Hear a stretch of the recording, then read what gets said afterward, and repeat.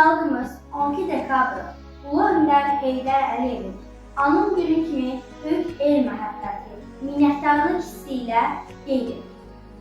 Tarixə öz adını əbədi həkk etmiş nadir şəxsiyyətin, qüdrətli siyasi xadimi, həyat və fəaliyyəti hər bir Azərbaycan vətəndaşının qürur mənbəyinə çevrilmişdir.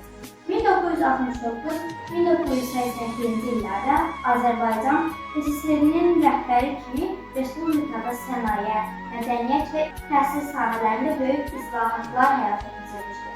1993-cü ildə ölkədə siyasi böhran zamanı xalqın tələbi ilə hakimiyyətə qayıdaraq Azərbaycanı dağılmaq təhlükəsindən xilas etmiş və sabitlik və inkişafın əsasını qoymuşdur.